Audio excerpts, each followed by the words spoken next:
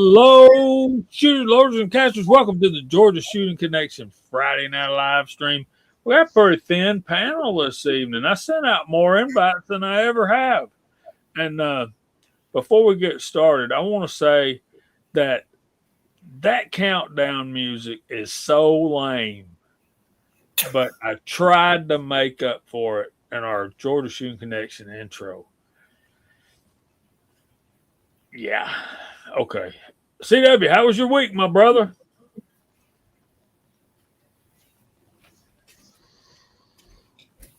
Kyle, how was your week? Mine was great and terrible at the same time, but we're here. It was a great week, and it was a troublesome week all at the same time, and we'll probably get into that later. Somebody there with you that wants to tell us how his week was? Well, it was a good week overall. It was a long week. And howdy, folks. Scotsman here. If you're not familiar already, yeah, I'm here. I'm hanging out with Kyle. It's good to be here. Good to see everyone. Spent a little bit of time with family and friends. And got to go see a good friend of mine, good brother of mine, Tom, earlier today with Jamie. And spent a little bit of time. So just good to be here. Good to see everybody. Hang out for a little bit. Relax. Get some shooting in. We got a little bit of shooting in. Bama Dad, how was your week, brother? Man, I had a good week.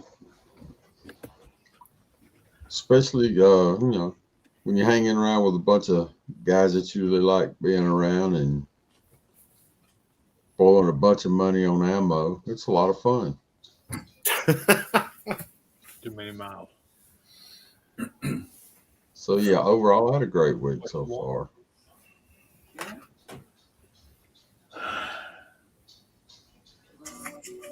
Look at it tomorrow.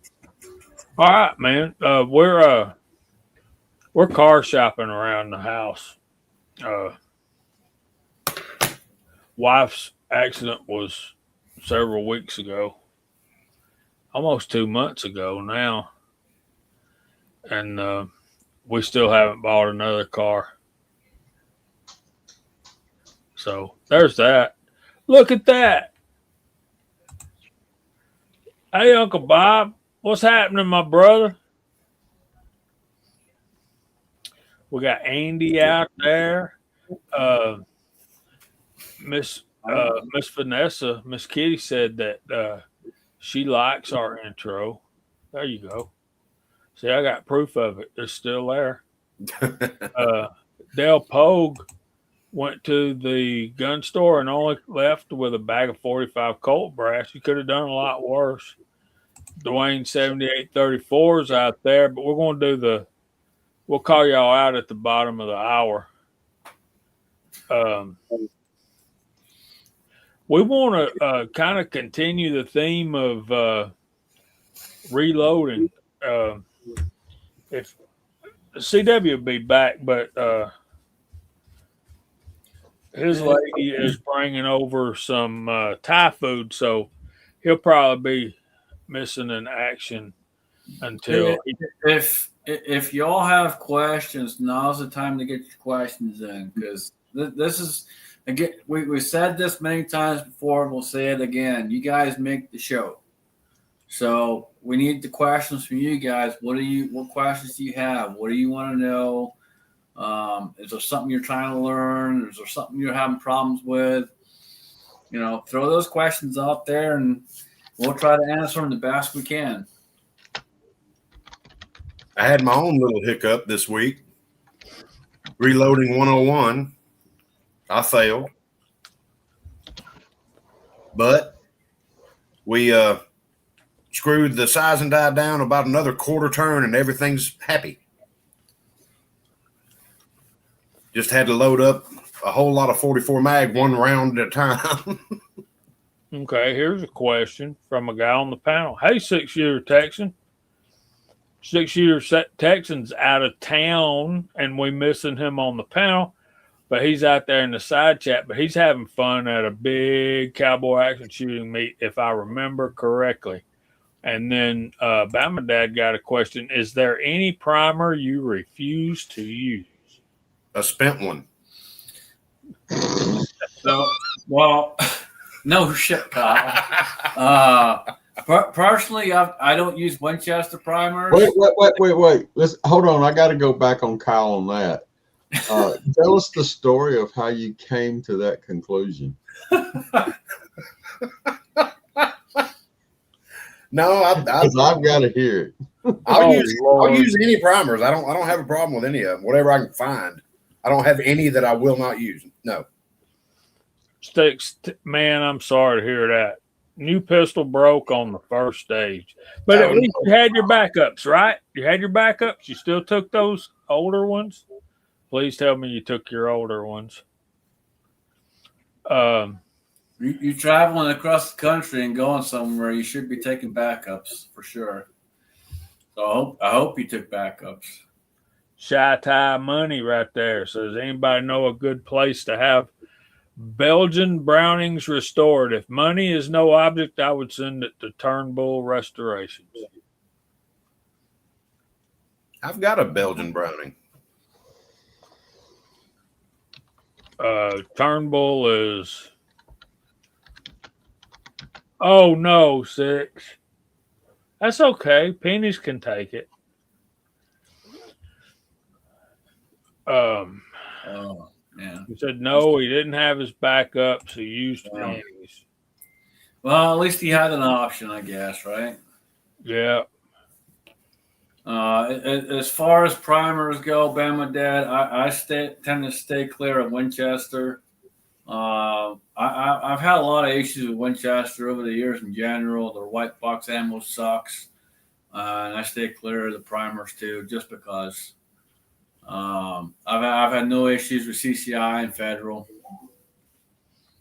Check it out. Gizzard Gary, welcome in. He says Integrity 2 is splashed down. Scotsman would tell you that they were never up to begin with, but that's that was CGI, boys. CGI.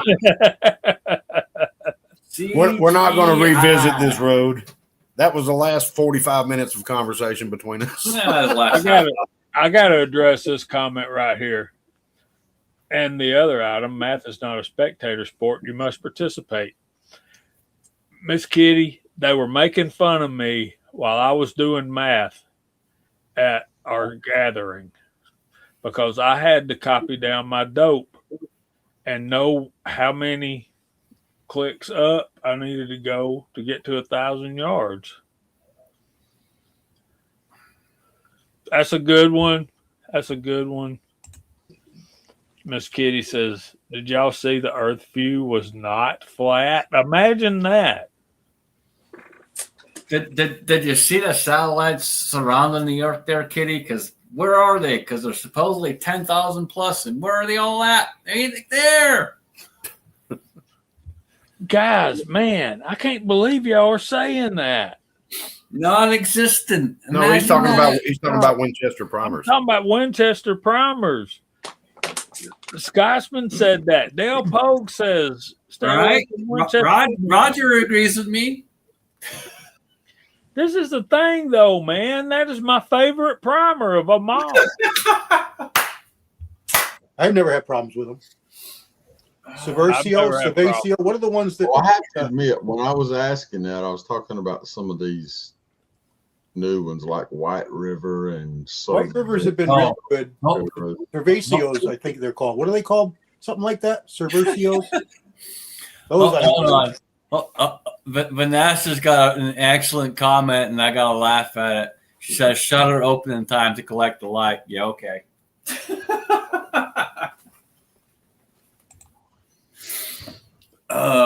Yep, sure. I have no problem. Yeah, Mr. Giddy, they were kind of picking on me a little bit. Not bad, just a little bit. Well, I can tell you, when I went to get primers for 300 PRC, all I could get was Winchester. And I've never used Winchester primers. I just stay clear of Winchester because of Winchester white box. Well, yeah. Maybe crap ammo, but it goes bang. No, it doesn't. it teaches you how to take care of a malfunction. How to clear a malfunction. Yeah, it'll do that. Yeah. Yeah, it'll encourage you to clean your weapon. Any training is good training. All right, y'all got people freaking out. Ricky Baird says, I've never had a primer of any flavor not go bang. I have, but I won't mention the brand name because I know that it will flip wigs up in this environment. You don't want to turn that rock over. I don't want to turn that rock over. Tommy Boy says Winchester's having problems burning through the edge of the primer right now. Well, good, because mine are 10 years old. Glenn Davis wants to know, so has Winchester primer qualities dropped off or what? I can't answer that, Glenn. I really don't. Mine are my newest box of Winchester primers I've not gotten into yet. I'm still using the blue box ones like the ones that Kyle showed.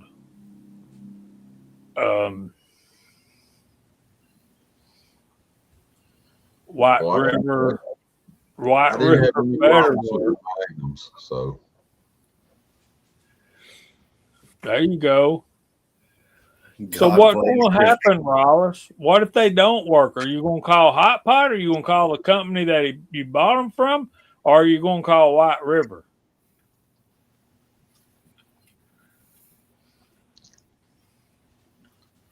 wonder where White River primers are made.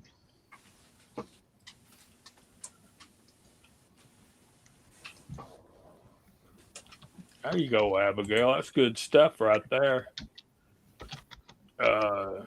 We're talking shot shells here. She says, I avoid Winchester Super X shells because holes split at the crimp after one use. My ferrule holes are on their third reloading. Hurry back, 6. We miss you, brother. Okay, here we go. Dale Poe got a legitimate comment. I had problems with large pistol primers. Had to use them in my 1911 so I can just pull back the hammer back and pull the trigger. Again, most of the time they went off the second time. What are we talking about? Winchester, Dale? That sounds like you're not seating the primer all the way, and the first pop is actually seating the primer, and the second one will set it off. I only know about that through experience. That's a thing. It is a thing. That's a thing.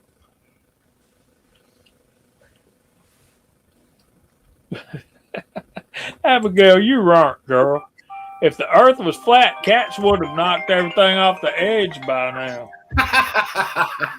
That's funny. That's the truth. Yeah, they would have. You should see the look on this man's face. Good Lord Almighty. And that's the kitty. You need to relook at life, girl. You need to relook at life.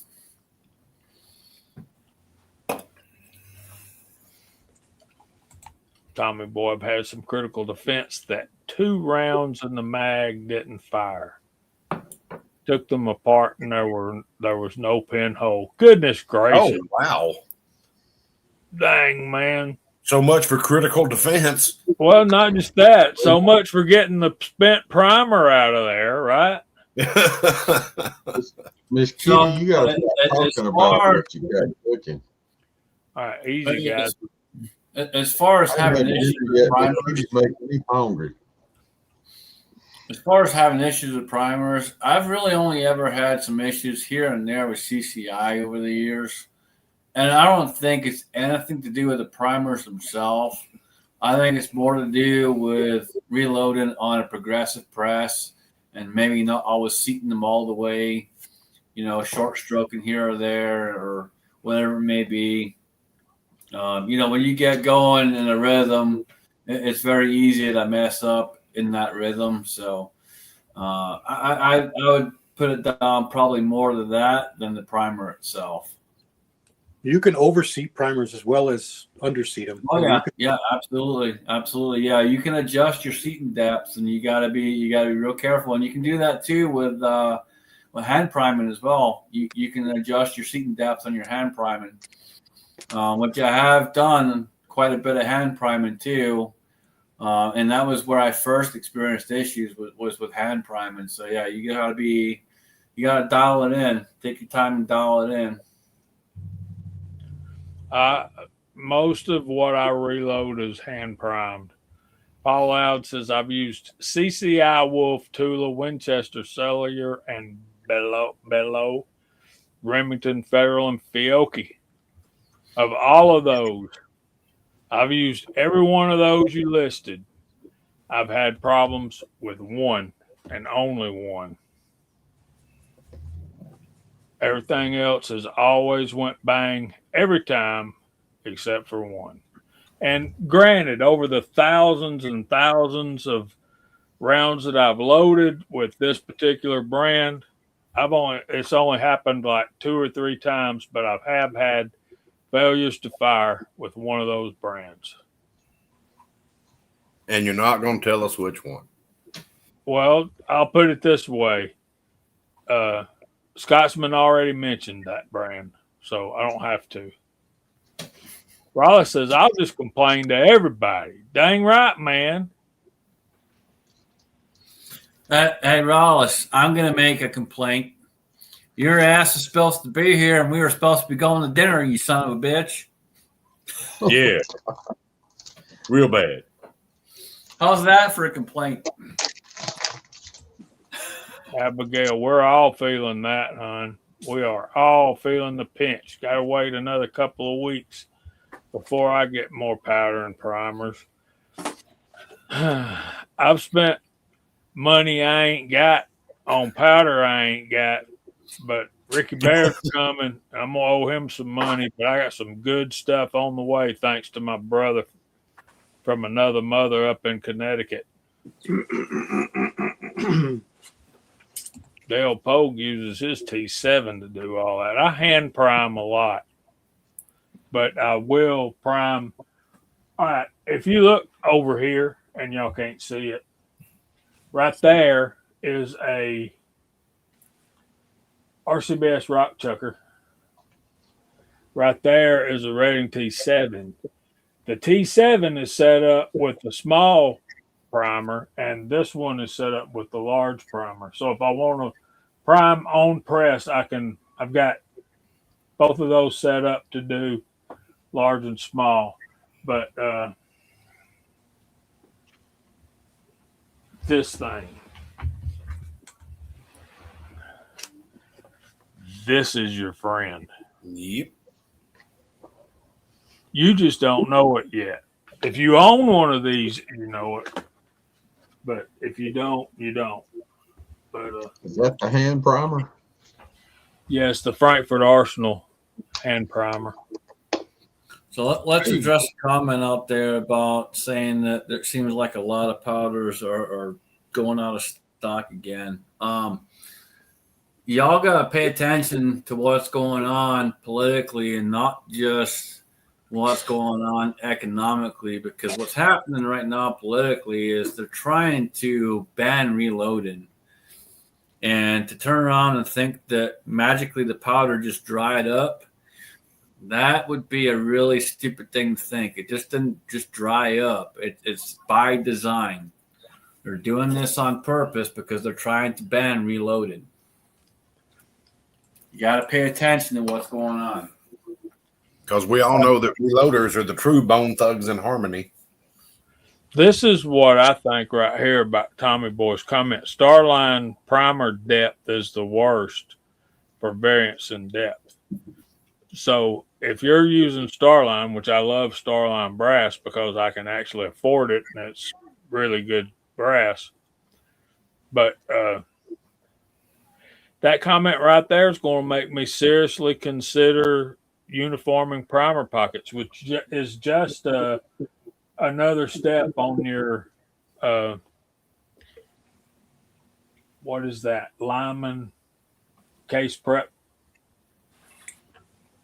My RCBS boss has what does it have, 6 or 7 stations? I keep 2 of them with primer uniform pocket uniformers.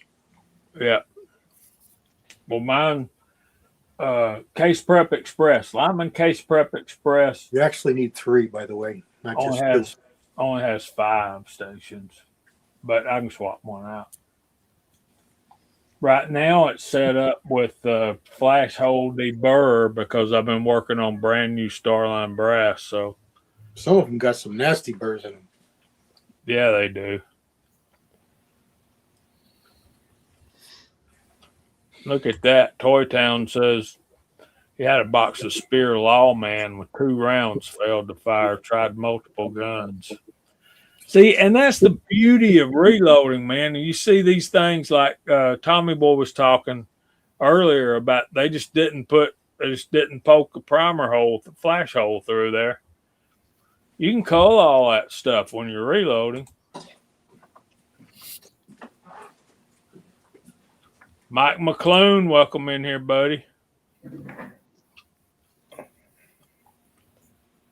Oh, look at Paul. For rifle, I prime on RCBS automatic bench primer. All handgun on the Dillon 550. I like that RCBS. That's what I use most of the time. I need to get me one of them. They're nice. I got frustrated with mine a couple of months ago, and I took the auto feed off it. So now I just put them in by hand. Because what it was doing was it would take that last primer and chuck it across the room. I love that. I couldn't get it to stop, and primers are just too expensive to be throwing them on the ground. Yeah.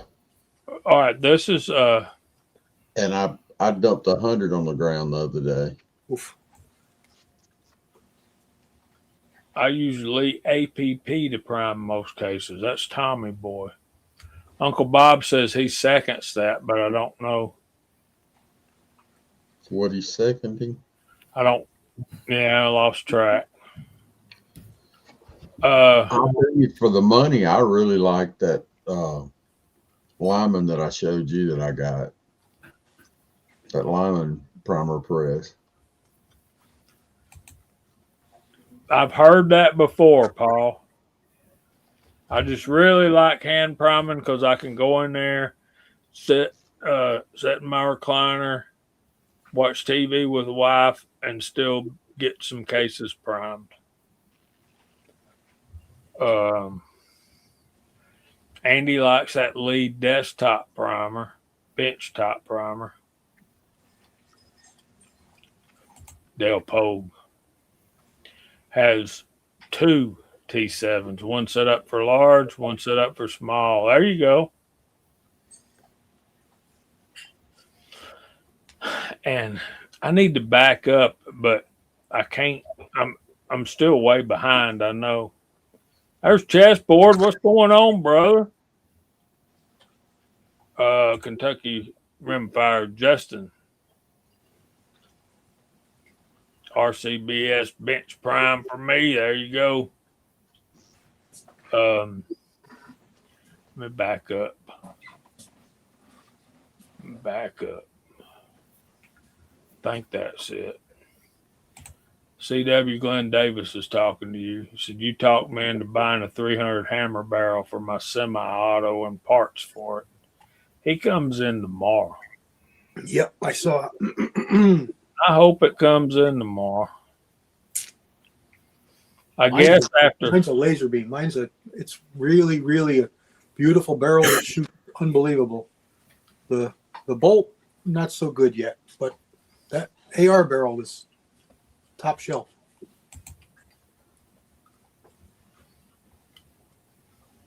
Yeah, Tommy Boy, I get that. A lot of people say that. I bought all that stuff when I bought the APP, and pretty much all I use my APP for is size and bullets. It works so good.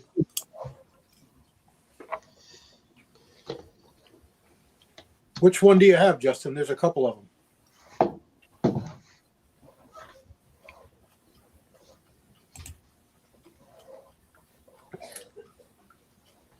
Kinda, yeah, Tommy Boy, kinda. That gauge was a big help. There's still some really, really big mysteries, but I think right now I'm blaming annealing for some of it, and I don't really know how, but that's the only other variable that I can't repeat or explain. So I don't know. I just did a test. I just made 100 cases, and 50 of them I did not anneal, and 50 of them I did. So I'm going to go forward with that and see what happens. There's my brother, There's Chico. the Chico. All right, soon as we Chico, I'm gonna try to stop it before the burp, but while we got some pictures and a video that we want to show here shortly.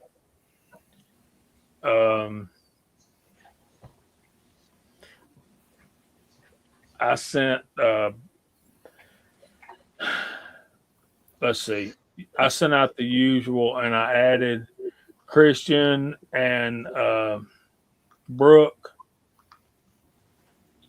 and I've got to get in there and edit my email list for our panel. And any of you guys that want to come on the panel, just send us an email at jh586sw@gmail.com, and we'll certainly consider that.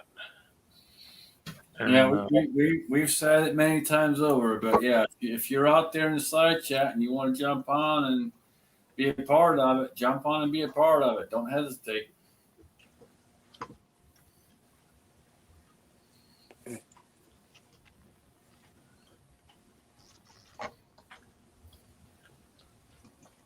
Dixie Cryptid Stories. What is that, CW? He reads letters and stories people send in on either aliens or Bigfoot or ghosts, and he's also author. He also reads other people's books, and he does a series of his own about Bigfoot and government contractors that go and hunt them. And it's just funny. It's amusing, and I'm hooked. With slack time, drive-in, or when I'm reloading, I'll play it in the background. Or I don't like silence because I'm almost deaf in one ear, and it's always screaming, whistling. And if I got no sound, it's annoying. So I like to have some kind of sound playing, some kind of noise all the time in the background. Yeah, when you get our age, you need some kind of noise going on because of ringing in the ears, you know. Yeah. Chessboard says JH586. I took a few steps a couple of days ago, and last 2 days, doctor's appointment. Chessboard, what in the wide world of sports is going on, brother? I'm gonna put you on my prayer list, man. Chessboard and messed up his leg, man. Chessboard's been down for a while. Oh man, if I knew that, I'd forgotten it. I'm sorry, Chessboard. And you guys saw that introduction that he did for us. All I did was add the music to it. Okay, it's 8:30. What should we have the chat type in? Reloading.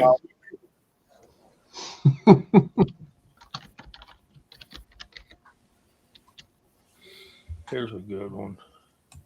Tommy Boy's so cool. Did I tell y'all Tommy Boy was cool?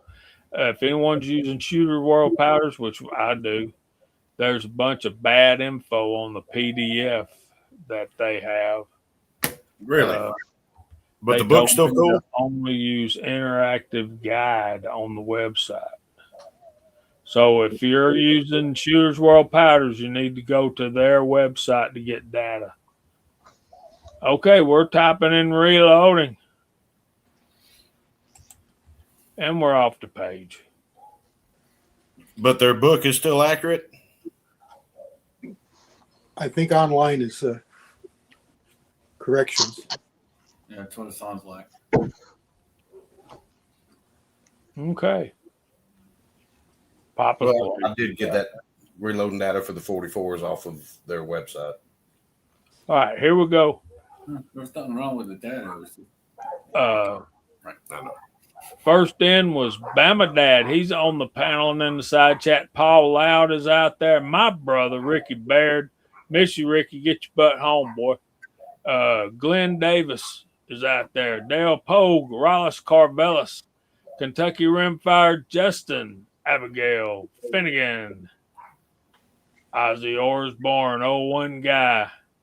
CW28 is on the panel and in the side chat. Edward Petty, Alaska 1 Andy, the real Uncle Bob, not the fake one, man. Not that fake Uncle Bob. I was wondering how they all beat me and never hit send. Kim S is out there. Dwayne 7834. Mark Thomas, what's going on, buddy? Garage Guy 879. Oh man, I think I remember that now, chessboard. Let me put that up there. Tommy Boy is out there.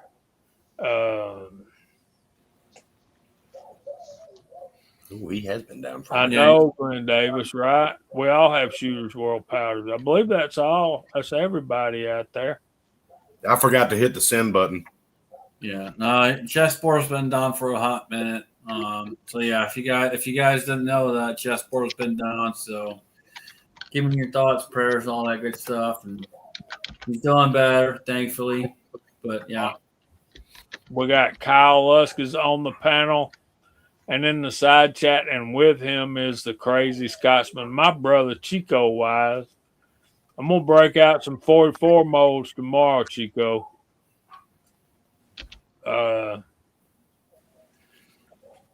Maybe, never mind. We'll talk about that later.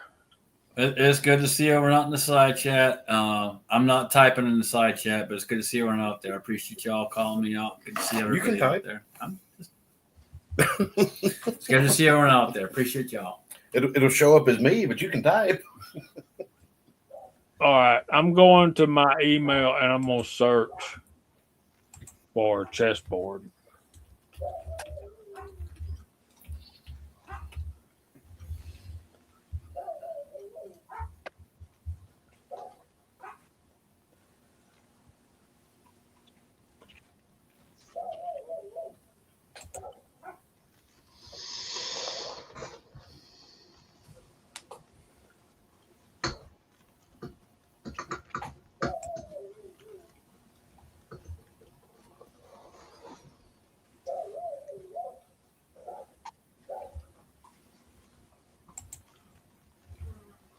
Anyway.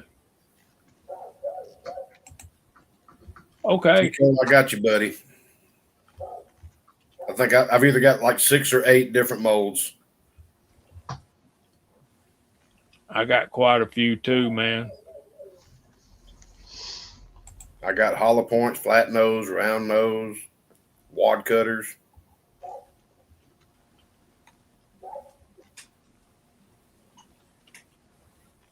Where's Walter at tonight? Walter will be here in a little while. He said he'd be here second hour. All right. He had something going on that was going to run long, so he would be here second hour.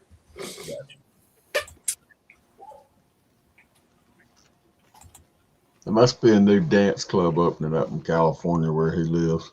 No, he was texting me right up to about 7:15.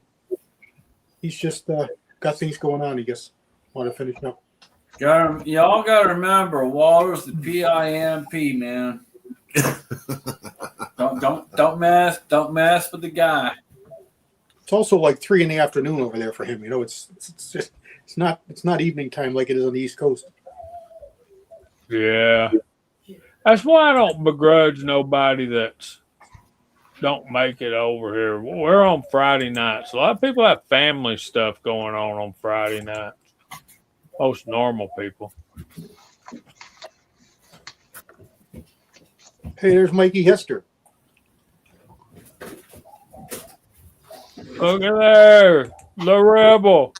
He's got a big day tomorrow. That's why he's not here. He's got a big shoot going on. He's been setting up for, and I guess he's not getting a lot of help. And he texted me today that as if a big kick in the behind. His food truck called at like noontime and canceled for tomorrow. Noon today, Damn. canceled for tomorrow, and he's had him for like 2 months in schedule. So he had to scramble for that one. Lord have mercy. Yeah. Call the local taco truck. I heard Edward Petty saying hey to everybody. Tommy boy, let me expand on that thought. There is no such thing as normal, my brother.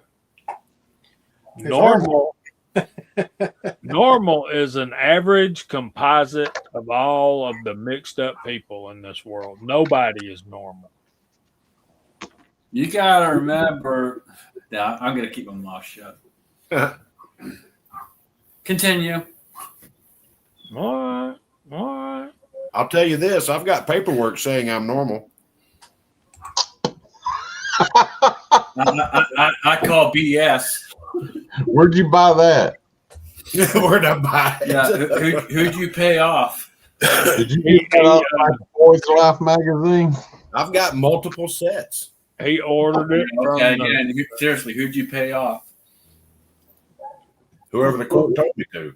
You got multiple sets. You paid someone. Here we go, guys. Y'all ready? Well, there's normal, and then there's abnormal. There's female normal and regular normal. Y'all recognize those guys? There's McMahon, Christian Grest, MCK Mock, and I think I recognize that brown T-shirt over there, and I know I recognize that arm right there. Anyway, I think that's Scotsman, and that is Max. There we go. Two cool dudes right there, man. This is Max Brooks' son. There's my brother Chico, my brother Kyle, and my other brother Mock. If you all don't know who Brooke is, I highly encourage you to go check out Brooke. And I also highly encourage you to support Max. Max is 19 years old, but he's an awesome kid. He's a fine young man. He did a fantastic job at the range. I was highly impressed with him. He only had one boo-boo. He got called out for his boo-boo, and he knew he messed up. But he did really good. He was a good kid, lots of knowledge, good shooter. So, yeah, highly encourage you to go check him out. He did a lot better than me because his mama called me out more times than once. I guarantee you that. So when I say he messed up, folks, what you got to understand is you know when you got some blue steel and some wood, you really kind of want to hold on to it. He let one get away from him, and it hit the table, and that's a no. So it's a little bit of a boo-boo, and otherwise he did really good. He shot a lot of guns with us, and he did a fantastic job. Brooke was awesome. She was a lot of fun to be around. Yes, lots of knowledge, good woman. And Max has been brought up the right way, and good kid, knows his stuff. So there's the guys.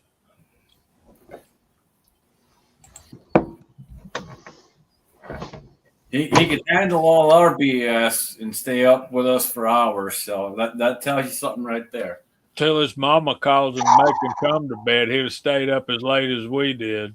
Yeah. And y'all notice pork skins and hot sauce is a Southern delicacy. It's a staple, baby. Yeah, man. There's Trent. There's Tread, McMahon, and Christian.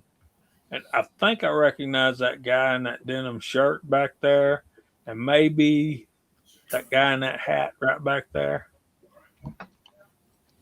Christian was a lot of fun to be around too. It's good to have him out there with us. He was. Christian's a pro, guys. Christian's an absolute pro. He's a good dude. Again, another guy, lots of knowledge, good stuff, and He doesn't mess around either. You give him a full magazine and some steel targets.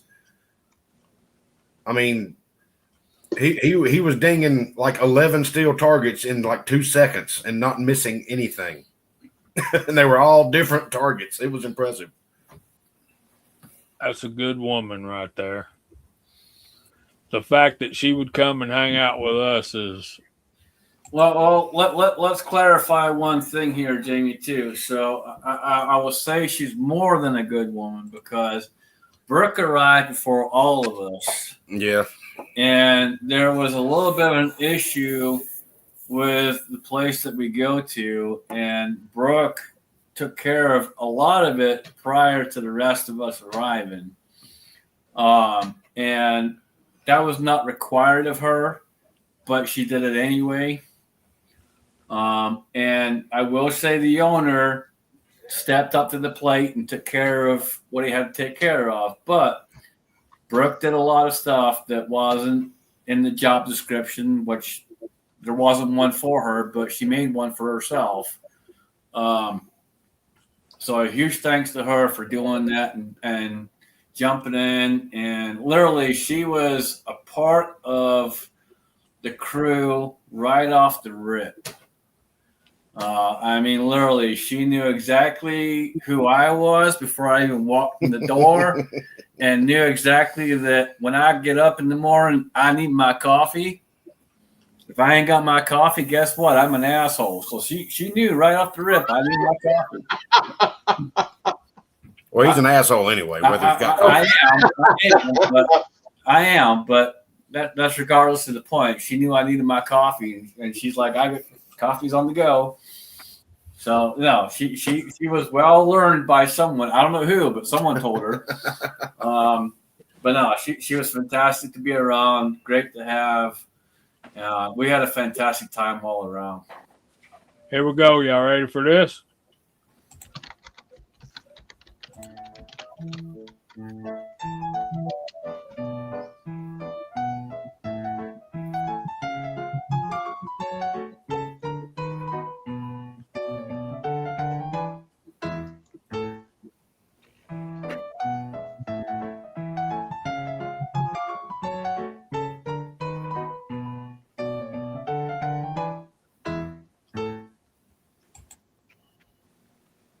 Uh-oh. I didn't mean to do that. I was about to say, you clicked it. I heard the click. I didn't mean to. Dang it.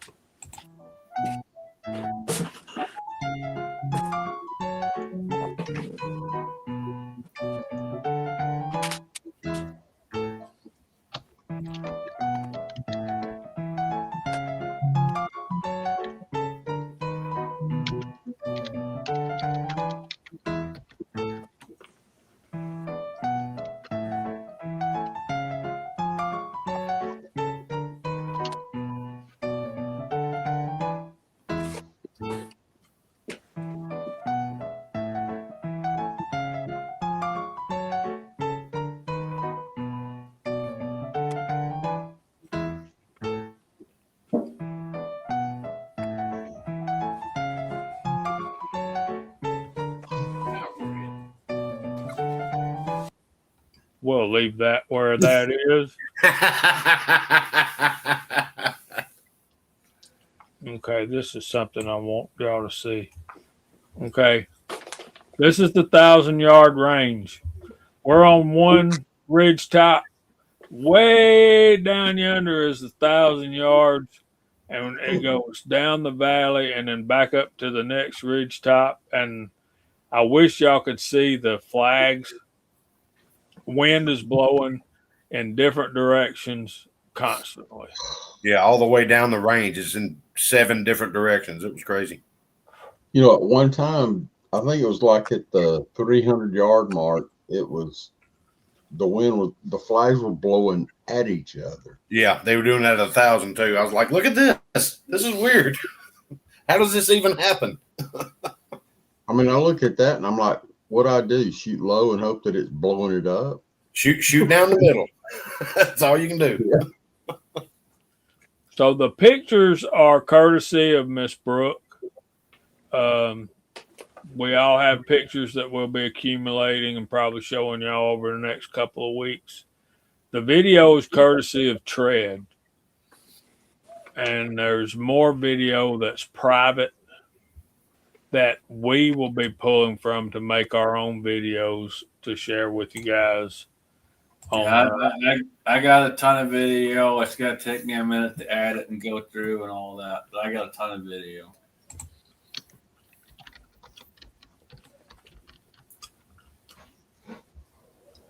We got to show this dang picture right here, I believe.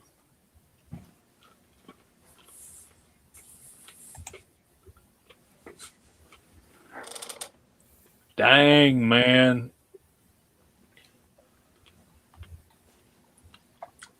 All right, let's do this one first.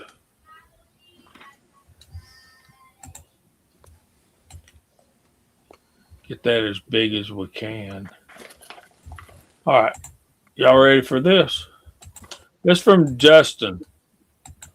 Justin Lowe.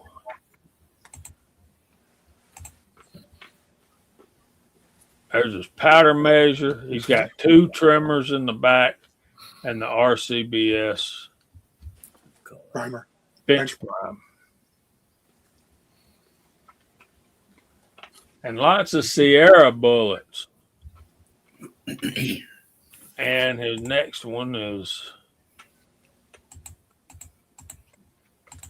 Ammo Master app.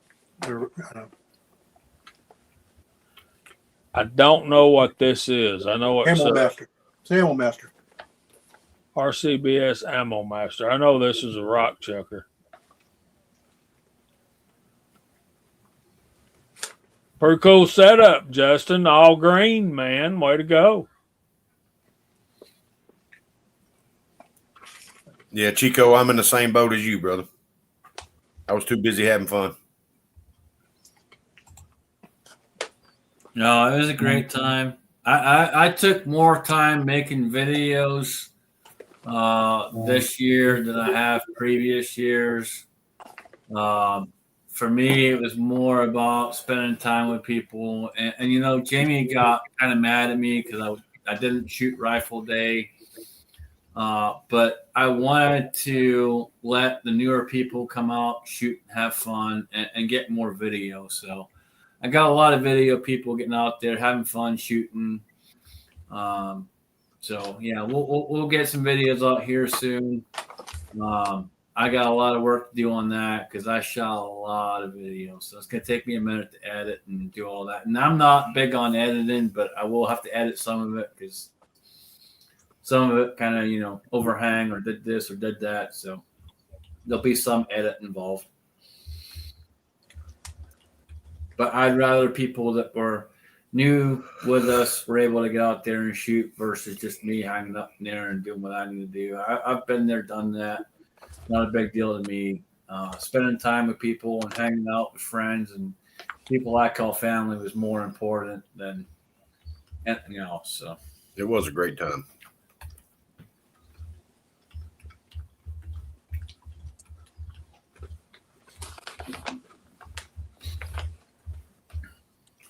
Till it wasn't. yeah, look at the positive, brother. Just sent me pictures of what's going on with him. We got more from Justin here.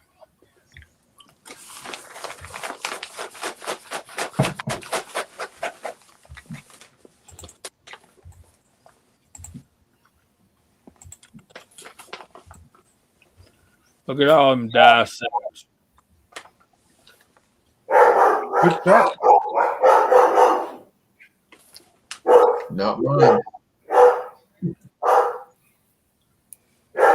right. Yeah, I consider That's what I would Scott, expect to hear from Mr. yeah, CW. It's a good start. He got Scott's more 35 Remington and 444 Marlin.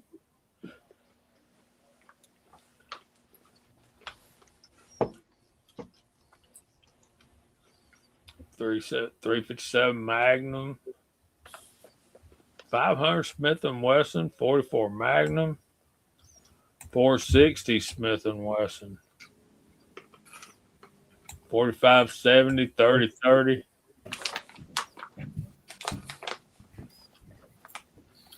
So this week has been some ups and downs for a lot of people in here with us on the panel. There was a lot of stuff that happened with some folks, but the thing of it is, the thing that we have to take away from this was we were all able to get together, spend time together, and have family time together. And so even though there was a lot of negative, there was always that positive that we were able to spend time together. And you got to focus on the positive and not focus on the negative.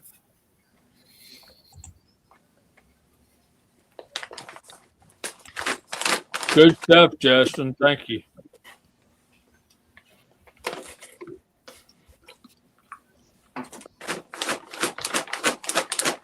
We did learn one thing: where not to buy Philly cheesesteak. Lord have mercy. Tell it. Preach on, brother. Oh, I've Well- never seen anybody fail with a Philly cheesesteak, but that was a failure. Yeah. well, you're quite a ways from Philly. Yeah, when you're in the mountains of Tennessee, yeah, you are. Justin, if you want an accurate cartridge out to 1,000 yards, you need a 6.5 Creedmoor, buddy, because it'll do it. 35 Remington is one of, if not the best, Not good to Well, 1,000 yards. one of the best brush guns for where we hunt around here. Up and down Not a the good east 1,000-yard cartridge though. Not at all. No, it's 100 yards and in tops. But it's devastating at 100 yards. Yeah, you want 1,000 yards. 6.5 Creedmoor is probably one of the better ones out there. There's lots of reloading data out there, and it's just kind of finding the bullets you want to use and find the power you want to use. But there's plenty of data out there. Everybody goes to that 6.5 Creedmoor because it's newer, but 270, 280, 3006, we'll all do it, have done it. We'll continue to do it just as good. Yep. 308. Well, my next thing's going to be 270. If you say 270, it'll do it. 2506, 270, 280, 3006. They're all just dandy. Yeah, that is a very nice range, Andy. Alaska 1 Andy, but it is not cheap. I'll put it that way. It's not super expensive, but it's not cheap. 260 rim is just fine. Yes, it is. The big thing is, if you guys are going to get out there and build something, take your time, do it right, spend the money. Don't rush when you're doing it.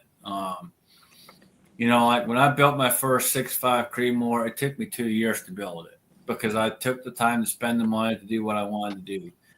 Take that time, take that money, and make it what you want it to be. Don't rush your build. I took that thing out there the first year we went out there, and within probably an hour and a half, we were at 1,000 yards. So, don't rush, just take your time. Build it the way you want, to build it, spend the money you want to spend on it. Glenn Davis says 280 AI. You don't need the AI, buddy. Let me put it this way. We watched MacMan shoot a 0.887 MOA group at 1,000 yards with a standard 7mm Magnum In the wind. in the wind. That's less than 1 MOA. When he brought that 300 Win Mag out, it was like, I think, 0.331, some ridiculous numbers like that. MOA group at 1,000 yards.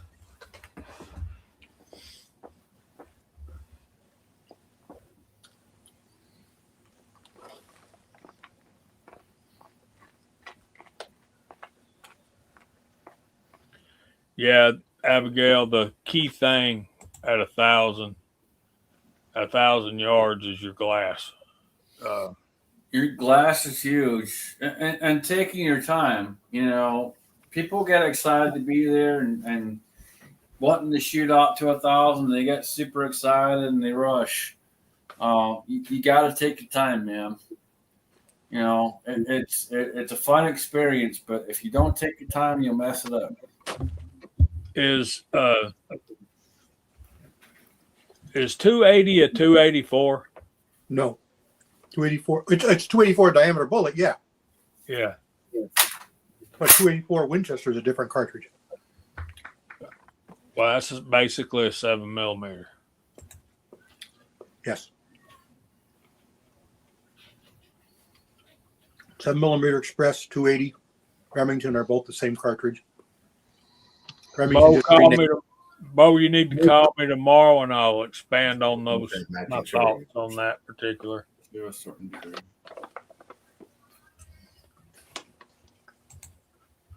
But 260 Remington is also a 264, which is basically a 6.5. It's actually got a little more powder capacity.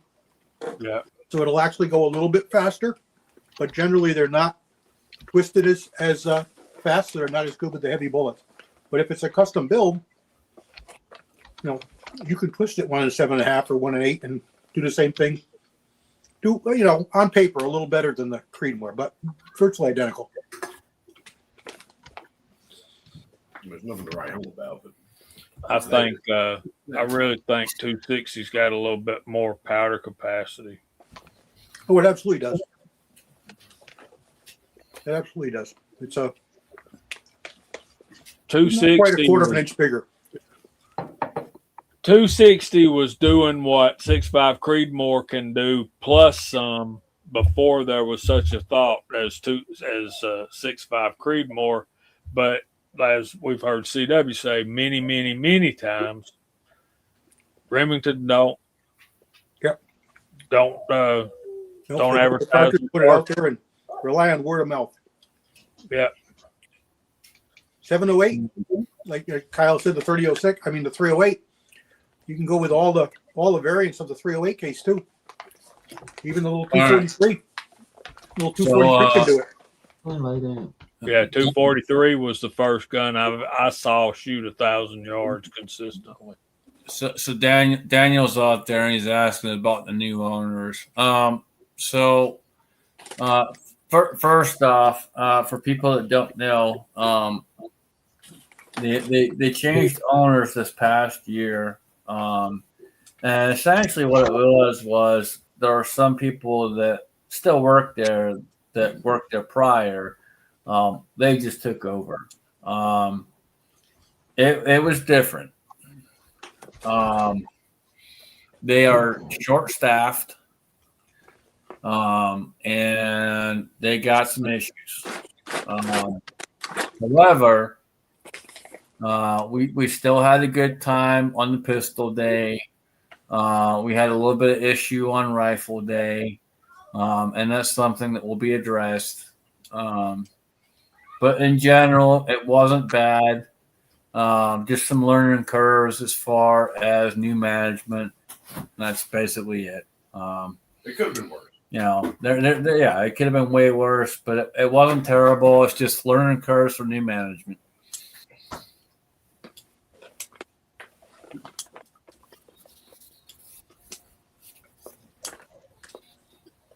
Yeah, 6.5 Remington Magnum sounds interesting to me.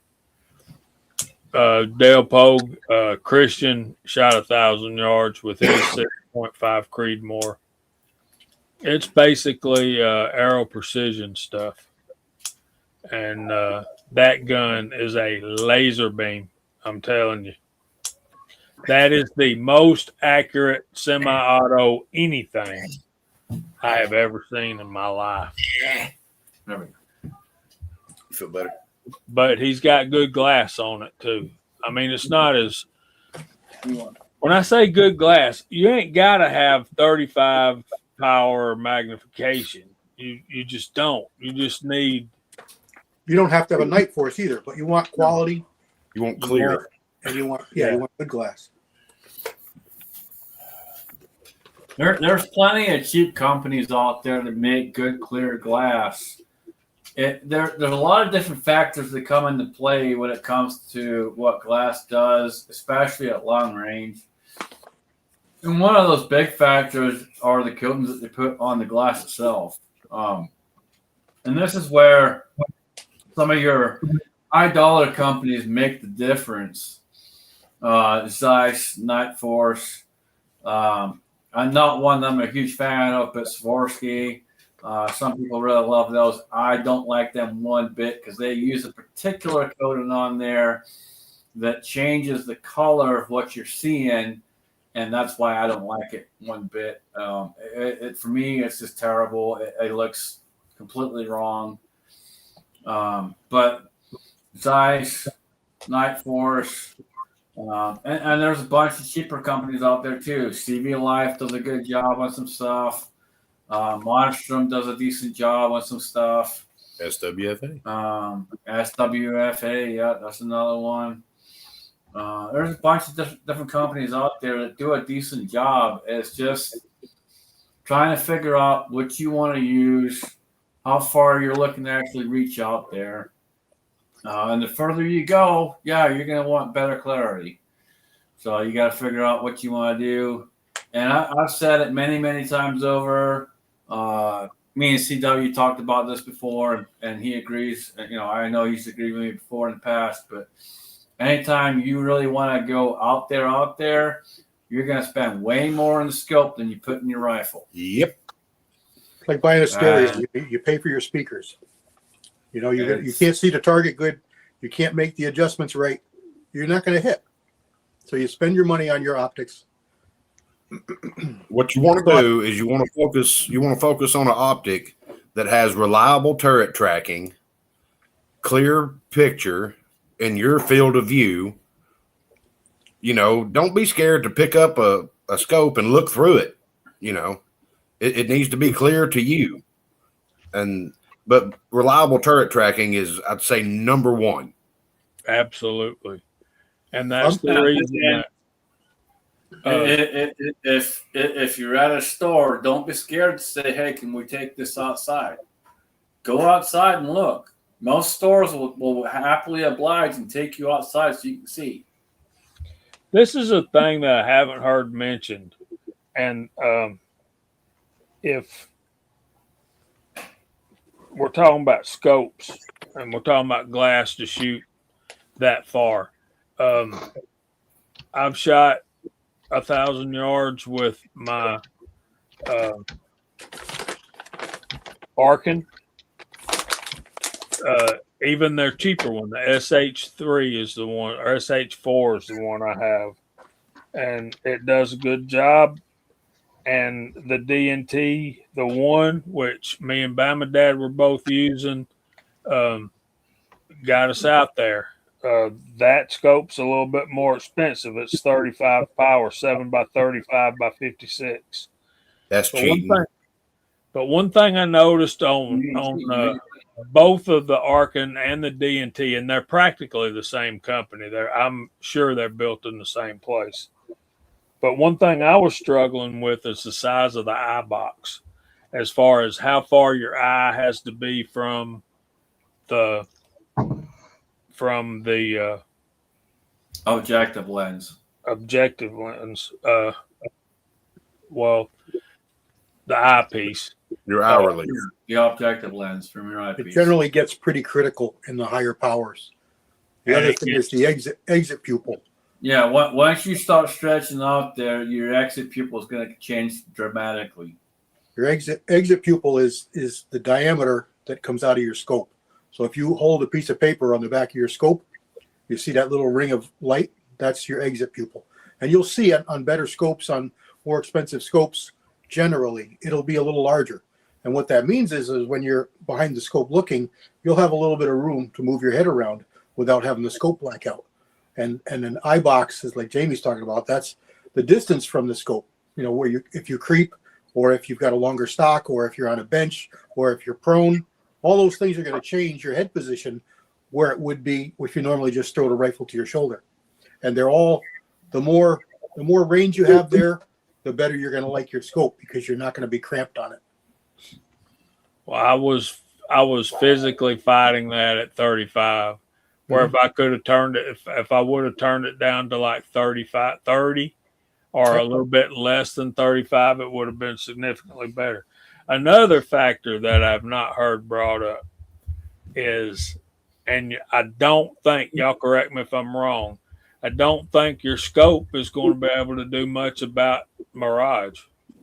That is when you're looking through that scope and you finally get your eye in the right position as far as exit pupil and your eye box, and then you actually see the target and it's waving back there at 1,000 yards. That can be a problem.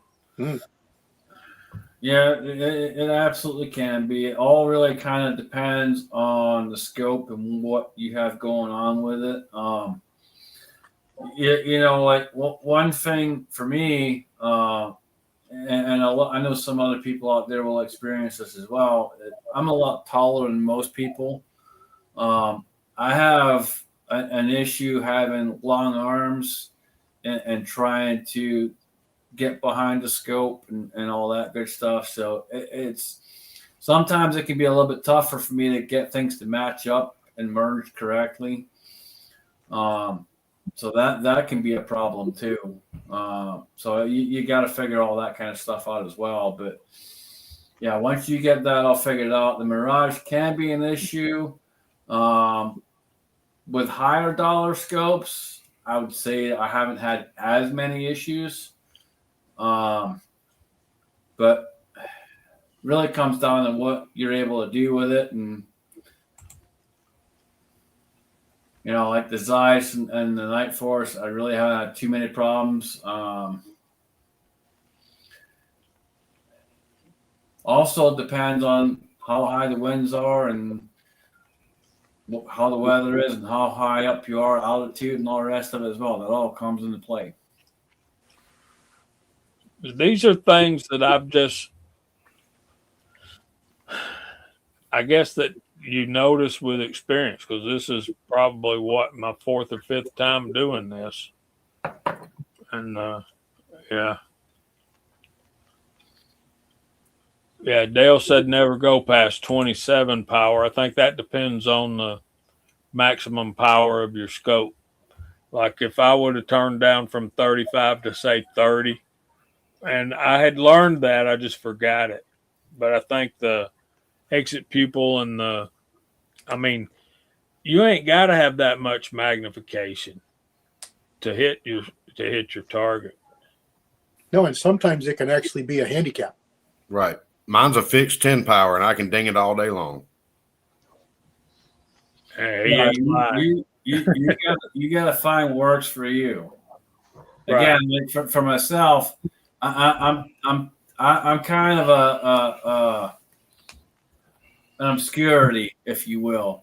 You know, I'm tall and I got long arms. I'm lanky, so I got a lot of issues when it comes to trying to shoot with a scope. So there's a lot of different things that come into play. Okay, let me see if I can help this question out here. Dale said this comment that we've already looked at, and then he says his scope goes to 30 power, but I never use it. Glenn Davis asked why, what happens? And and Dale said it gets blurry. It don't really get blurry.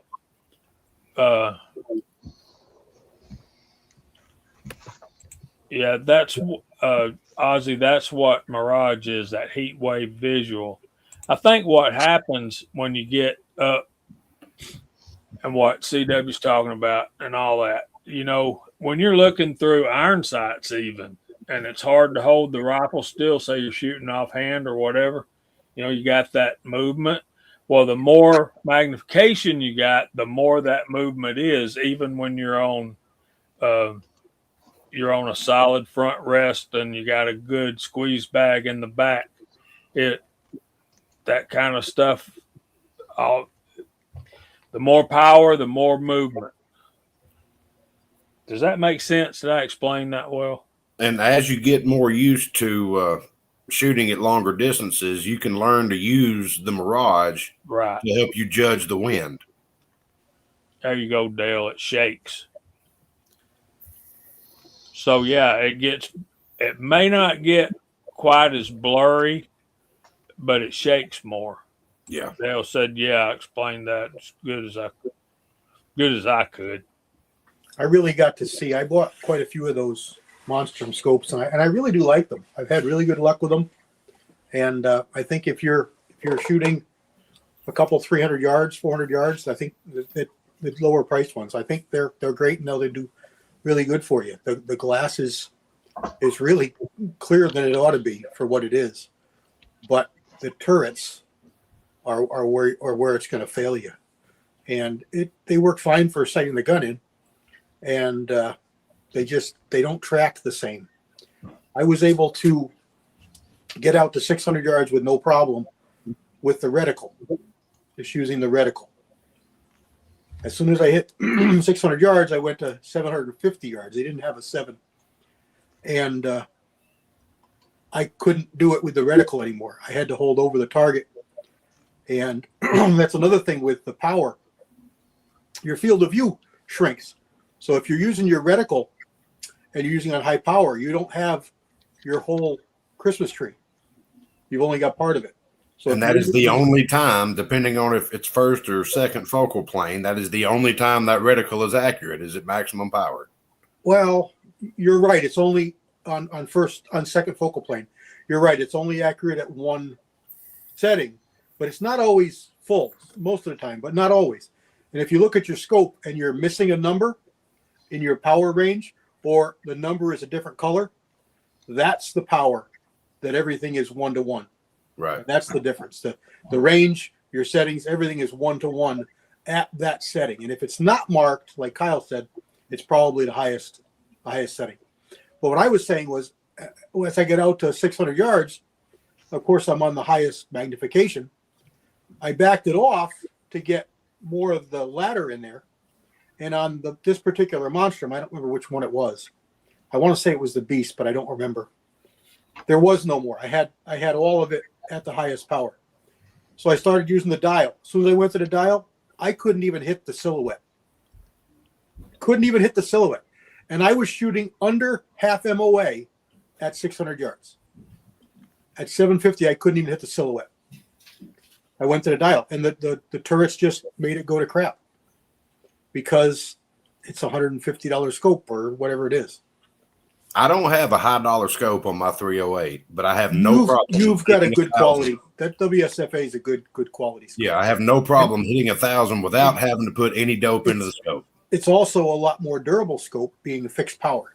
It is. It doesn't have all the lenses. It's clearer, it's brighter, because it doesn't have as many lenses to go through. It doesn't have the same interior. It is a killer scope for the money, and the turrets are the most accurate I've ever used. They're very good. So, you can get by with these cheaper scopes. And by cheaper, I mean, let's just say under a couple $100 cheaper. I think that one on my 308 are great. And $199, I think. It's fine. I didn't get rid of the scope. I just moved it off that gun. I put it on a gun that's only ever going to see a couple 300-400 yards, where I can do everything with the reticle. For me, I'm not going to dial unless I'm going to shoot a lot at that particular distance. So, if I was going to shoot 1,000 yards, I would probably dial, of course, because you're going to shoot 1,000 yards. You're not going to jump around much. But as where we were, we could shoot from, I think it was 100 to 300 yards, all one range out to 800 yards. I think it was to 300 yards was in 100-yard increments. And then after 3 or 4, it went to 50 yards. So you had a full size silhouette, and then you had a half size silhouette at 50 yards in between the 100. So you had 1, 2, 3, 4, 455, 556, 650, and then it went to 750 because the road crossed the range, and then it was 800 yards. So it was just really interesting because I had zero problem all the way out to that 400-yard target, and then it went to crap as soon as I had to use the dial, and it was all because of the scope. It wasn't the cartridge because, like I said, it was shooting half MOA up to that range, up to that distance.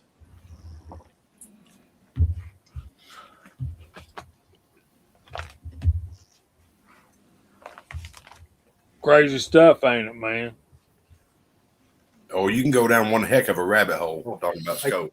We saw spin drift that day, and that was the first time I'd seen spin drift firsthand, and it was unbelievable. It was crazy. We didn't see spin drift because the wind was blowing so dang hard. Yeah, I was going to say one of the biggest things that we fight out there is the wind. Yeah, and depending on what you're shooting, you can feel it at 300 yards, you can feel it at 600 yards, or you'll feel it at 800 yards, or you just ain't going to hit 1,000 because the wind's just too dang much. Yeah, that's the good thing about this particular range I was shooting on is it's in the woods. It's cut out of the woods, so there's no big wide open area. And if you get wind, it's zero value or 100% value. So it's it's right in your face or it's going the way you're shooting. Never cross. Typically, what we see out there is up to about 600 yards. You're typically okay for the most part. You might get a little bit of back and forth wind, but once you across that gorge, you get thermals for crying out loud. It's in the hole down there. Yeah. Once you start stretching off to 800, you're getting all those thermals, and it's going back and forth, and all the way out to 1,000. Yeah, it's over. Unless you got a super fast cartridge, you're not hitting that. Well, that's where the high BCs come into play, and the good velocities. They all work for your favor. Oh, tell CW about the velocities on my hand loads there, Jamie. I was impressed. Did I give you that piece of paper? No. I'll find it when I unpack everything. I had the lab radar set up, and Kyle was shooting, and I was just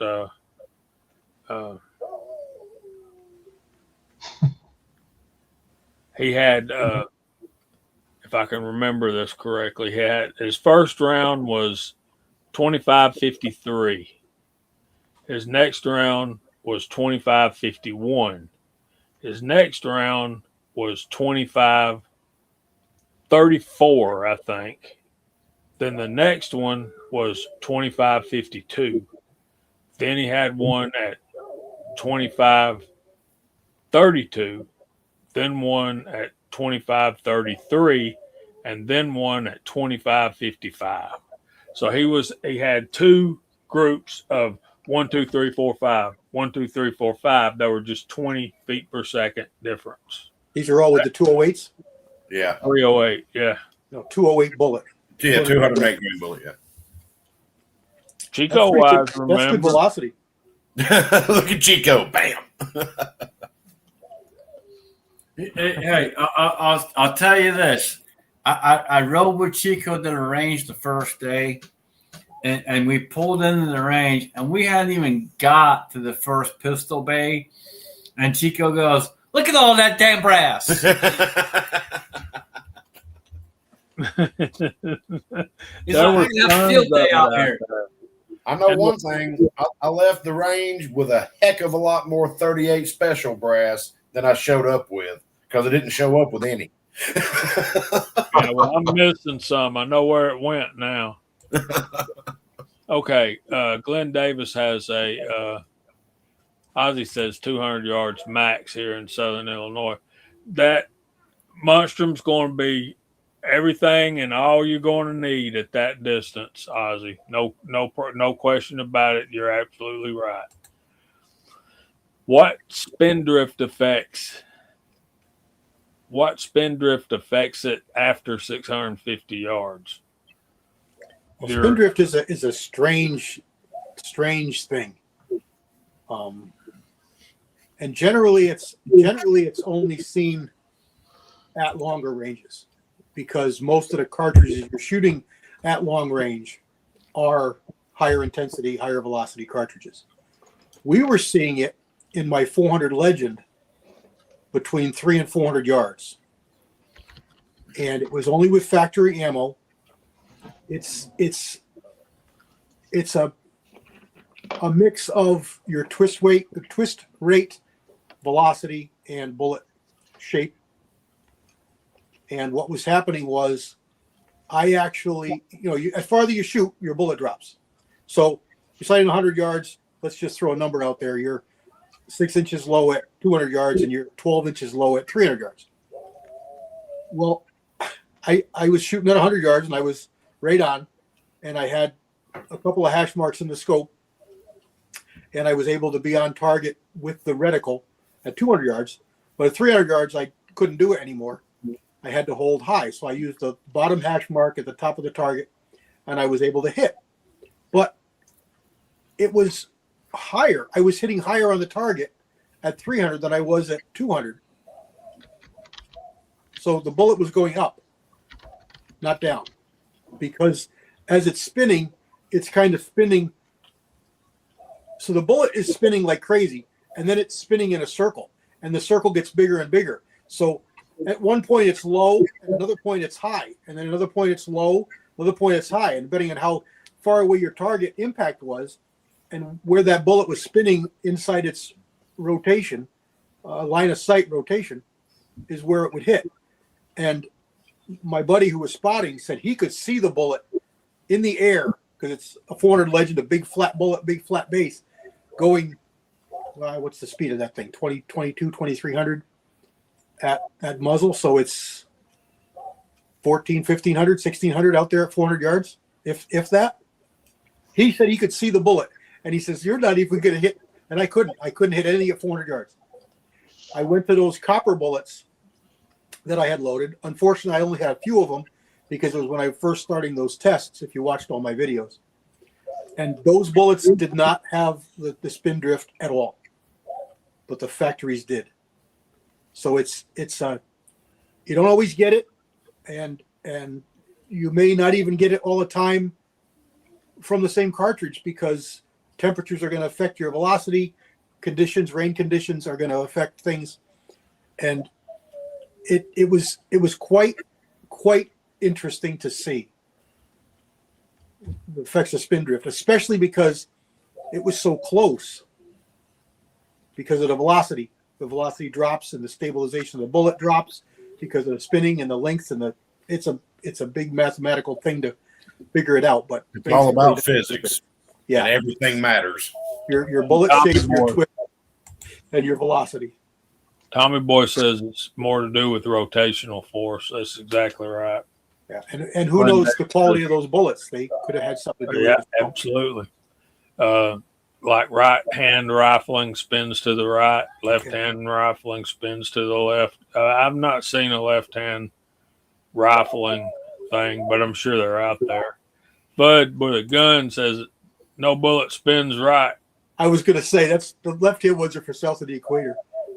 It's where your toilet flushes backwards, Yep.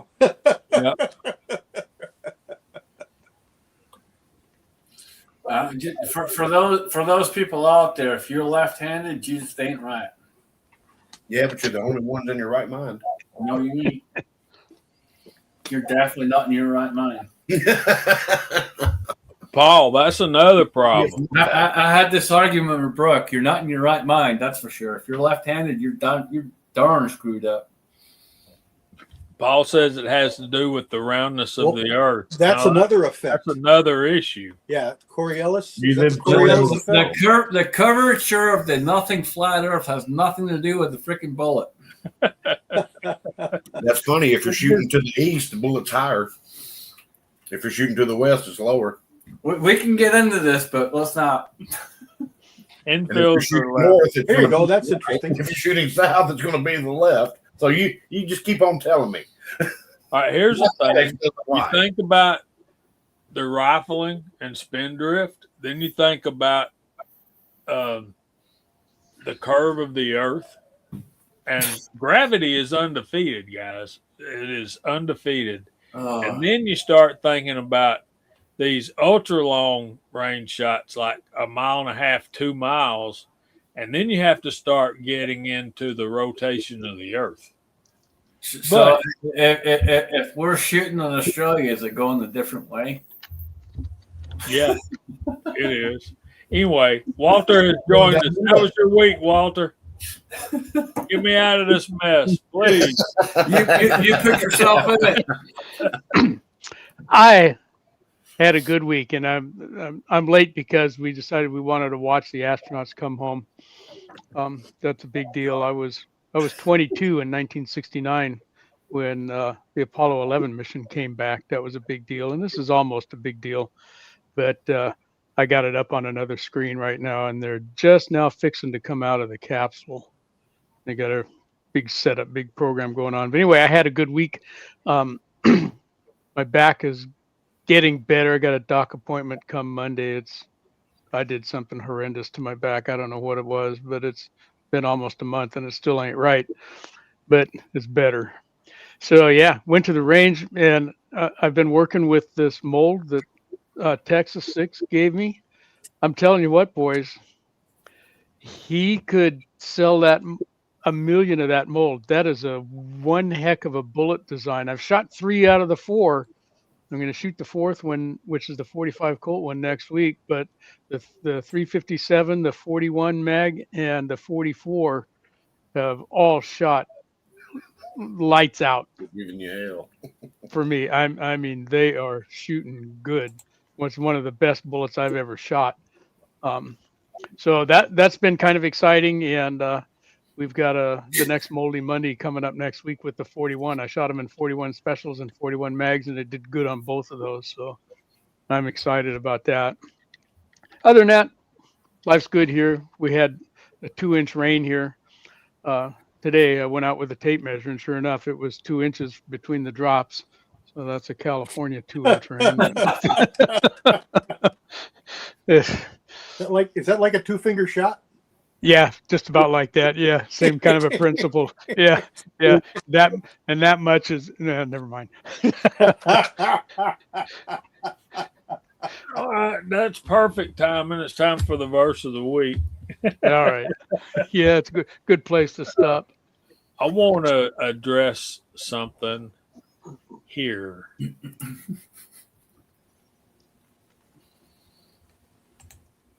Bo. Earth's rotation is quite fast, so east-west can be an issue. Remember, Jesus said that, the Bible says, I don't know if Jesus said it for sure or not, but your sins are removed as far as the east is from the west. Think about this. You can be on the surface of the earth. You can only go so far north, and then you start going south. You can only go so far south, and then you start going north. But when Jesus removes your sin as far as the east is from the west, once you start going west, you keep going west. Once you start going east, you keep going to the east. Right? It's infinite. Anyway. Y'all leave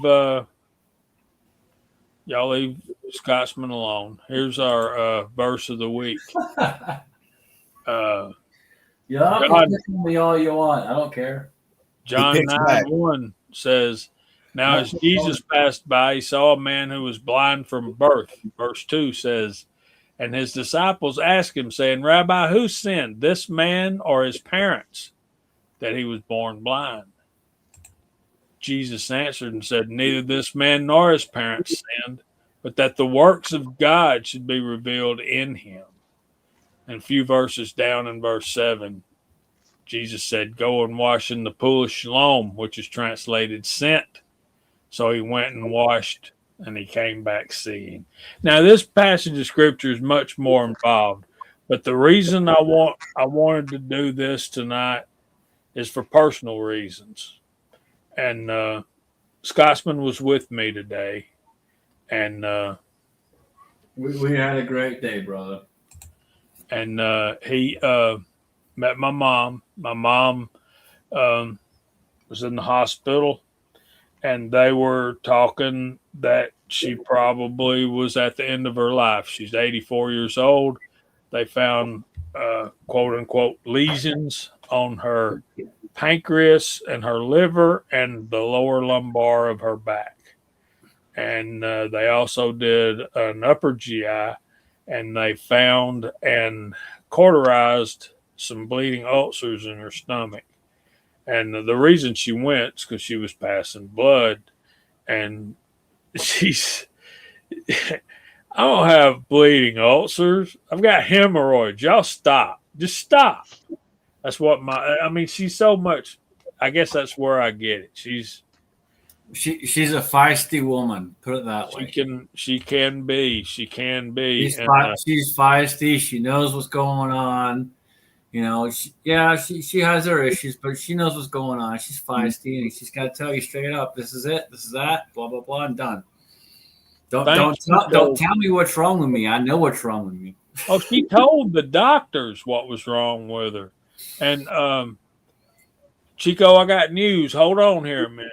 Now we saw where Jesus healed this man. He actually the parts of the passage that I skipped, he actually spits in the clay and makes a clay with his saliva and the dust, and he puts it on the guy's eyes, and he tells him to go wash. He goes to wash, and he comes back seeing. But the doctors were telling us that my mom was basically dying. She's 84 years old, and I've got to be happy and accept that. Except for today, when, yesterday, as I was leaving, my cousin Danny and his wife Charlotte came in, and my sister and her husband Jeffrey were there, and they basically prayed over my mom and laid hands on her. Today she had PET scans to find the cancer, and they couldn't. It just wasn't there. So was there cancer there before they prayed? I don't know the answer to that. All I can tell you is me and Jamie showed up as they were taking her out of the room, and she was in good spirits. She was in good spirits. And she said, happy to meet her and all the rest of it. And then they took her off. And me and Jamie said, hey, we'll stay, we'll hang out and wait till you get back. And we did. And that's when we got the news that, they didn't find anything. So does that mean there's none there? I don't know the answer to that. I know what Jesus said. I know what the story says, that he can heal. All he's got to do is spit. All he's got to do is say the word, and there's the healing. But my mom went home from the hospital today. Praise God. Woo! And that's our verse of the week. So good one. Thank you for the prayers. Please keep them coming. We don't want to let that stuff back in, but I'm praising God, and it's going to be a happy day at church tomorrow. And Chico, you're right. God is good all the time. And if he chooses to take her home, that's fine too, man. She knows where she's going, and I'll see her in just a little while. But the thing about that is she's ready to go. But she told them that it wasn't her time yet. So I think, her telling them that, yeah.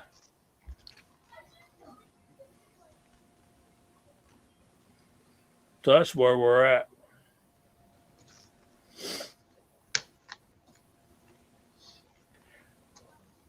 I've had my mom all my life, obviously, but I'm 60, soon be 64 years old. Up until a couple of years ago, I still have both of my parents. My dad passed away in May of 24, I think. Yeah. We're coming up on his second anniversary of his homegoing. Rystar Systems Collective. Good to see you out there, brother. That's a new name on me. Thanks for joining us. And like I said, that's our verse of the week. Anything else we need to talk about, guys?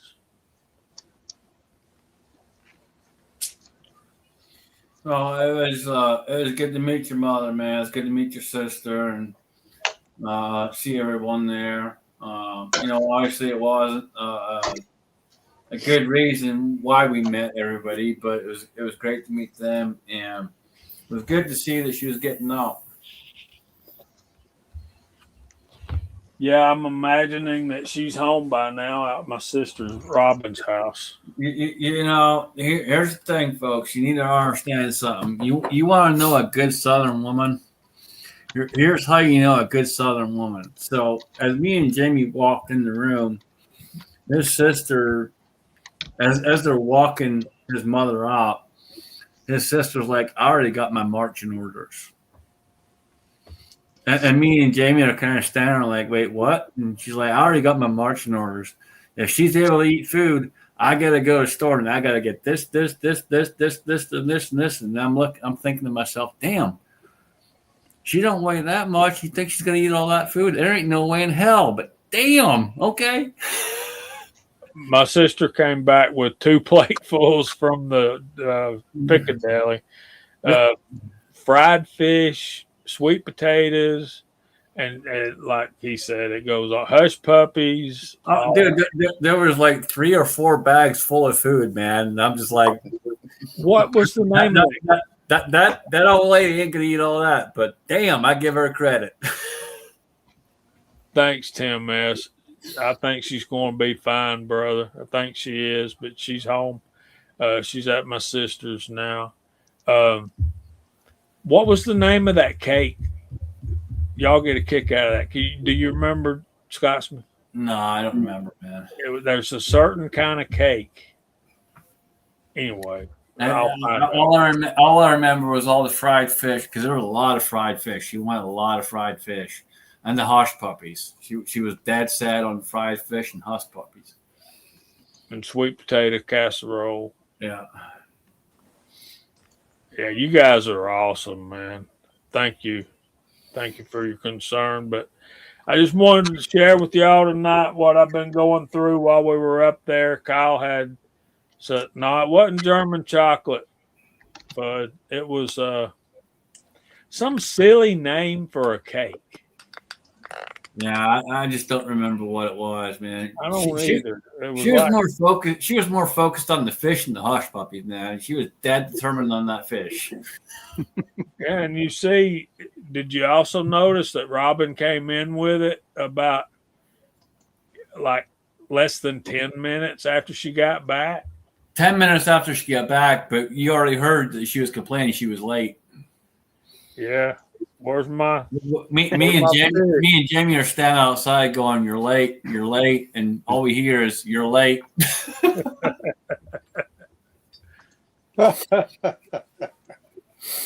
She's a firecracker, man. She held my feet to the fire. I don't know about you guys, but I think I'm right. 6-shooter Texan, let me tell you a story about that. I was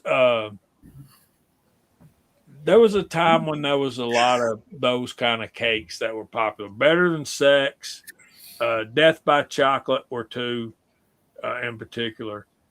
She asked me one time, and she was much younger, and I was in my early 20s.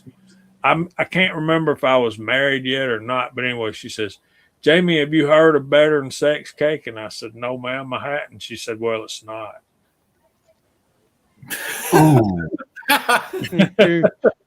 Okay. From All the right, voice thanks, of an Mom. expert, no doubt.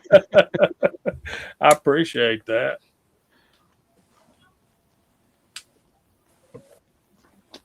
Chantilly cake. That might have been it, but I don't think it was. But I had to get that story in 6. What was it? What was it, Jane? What was the flavor? Was it nuts in it or raisins in it or? No, what was it was just a silly name for a cake, like the Chantilly or Better Than Sex. But Well, it I just mean if you knew the flavor and you said it, maybe somebody would have an idea. I know, man, but I can't. I'm just Like a spice cake or a vanilla cake or a White cake, brown cake. it wasn't like that. It was Pancake. like rainbow or like confetti cake.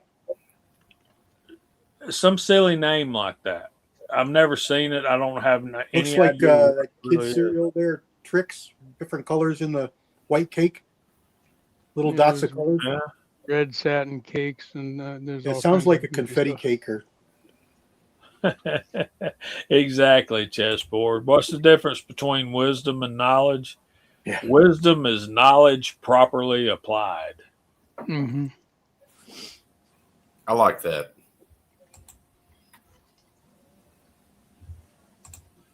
Now I got to try to do a search for it. funfetti. Harm says funfetti cake. No, To have stripes in it. I didn't see it, man. I've never Oh, you even didn't heard see of it before. That's what's killing me. Oh,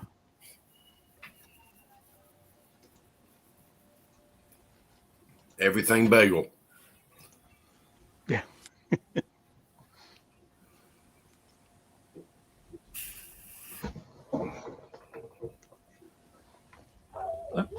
You know what I'm gonna do? I'm gonna send my sister a text.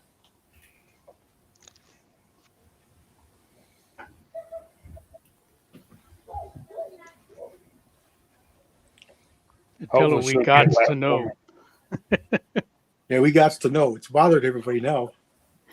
So, what about our topic? Anyone else have anything they have a question about, or something that's come up, or something that they were wondering about, or what about new stuff? You getting anything new? You got anything new planned for your loading bench, or you'd like to get, or you've seen somebody use one in a video and you thought about getting one? What about any of that? Any of that going on out there? I'm sure there's a mold or two that I don't have out there somewhere. I Always use a new mold. I highly doubt that one. But yeah, if you guys have questions, comments, concerns in the side chat, let us know.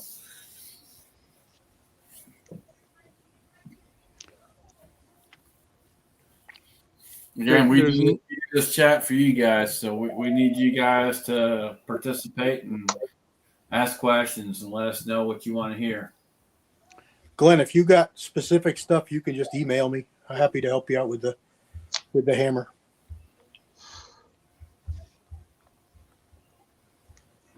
There was kind of a flood of new gear that came out. Around 5 years ago, we started seeing more electronic kinds of stuff to put on your bench. But this last year, I haven't really seen much. There's not a whole lot out there in the way of a brand new press that's revolutionary. There's been a couple new ones that have come along in the last 5 years, but every time there's a new rifle caliber, there's got to be a new set of dies for that. But not really seeing it. I'm not seeing much in the way of revolutionary stuff coming out that would fall into the category of I gotta have it.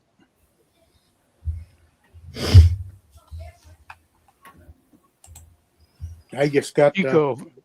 3 molds Shoot in for today 429, myself. 421.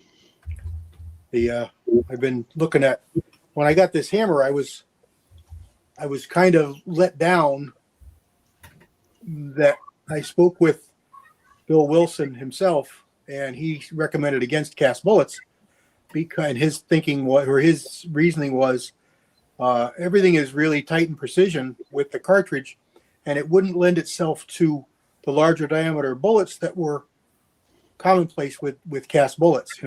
A 310 diameter bullet. He said it wasn't going to work well with the tight chamber dimensions that he had to use to get the pressures a little higher to be able to shoot the cartridge to the velocities that he wanted. So I didn't really pursue it, and that was it. I guess can't shoot cast in it. And then a couple of years go by. That was with my first hammer, and now I got this new hammer, and I've talking to a bunch of different people, and he made what was called the 762 42 or 762 32. I forget what the numbers were. It was all metric, and it was before he produced the hammer. This is Bill Wilson, and a lot of guys have that, and apparently it does really well with cast bullets. So I got a hold of another guy through a friend of a friend who has a hammer and shoots lead in it all the time, and he says he does really, really well. He says you just have to pick lighter weight bullets. It's more friendly with the 130-ish, 140, 125-ish weights. So I did a little research and looked around in my lead bullets, and I found a accurate 142 grain bullet that looked pretty appropriate. And I loaded up some and tried it, and darned if it didn't shoot good. I had zero problems chambering it, no problem at all loading it, and it shot halfway decent. So I said, I think I might pick up this mold. And I tried to order it. I don't know how much ordering you guys do, but sometimes when you're ordering on your iPhone, it doesn't equate to the website. The conversion, the redraw, however it works, some things don't show up on your iPhone the same way they will on your laptop. So it was asking me a question. I don't remember what it was, but it didn't come up on my phone, so it wouldn't complete my order.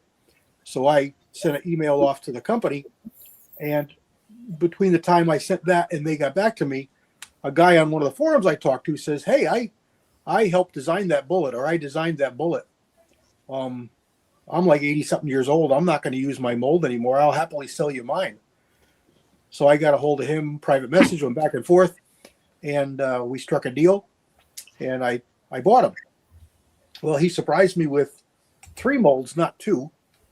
And now I have a gas check version of this bullet, a plain-based version of this bullet, and a 312 diameter version of this bullet. It's the accurate 31 142 C, D, and 311 142C. So I'm as thrilled as can be, and I threw up together just about 20 of each just to cast it to see what the bullets look like. And basically it looks like a 150 grain 3006 bullet that maybe a tipped ballistic tip, let's say, and the tip was cut off a light 16th below the tip, so it's got a flat point, but that's the shape of the bullet. And it's going to be good in the blackout. It's going to be good. It'd be good in 7.62 by 39 with this 312 diameter. It'd be a good light bullet in 308 or whatever. It'd be heavy for the 30 carbine, but you could shoot it in any 30 caliber. And he says it's a really, really good performer. This guy that helped design it or designed it. So I'm kind of excited about that. And then I've got another mold coming for another cartridge that you guys haven't seen that I bought yet. That'll be coming up pretty soon. And I got a mold coming for that as well. And that's one that I've never cast for, a diameter I've never cast for. So that's going to be fun. Well, I think we have a sighting. Yeah, we got Do we? count it down there. Then we got to All get right. Okay, here we go. On 3, 2, 1. Hey, Mario, you West Coast weirdo. Man, Y'all hang around after we get off the air. Kyle's got some stories. Okay. About weirdos? Yeah, you get it.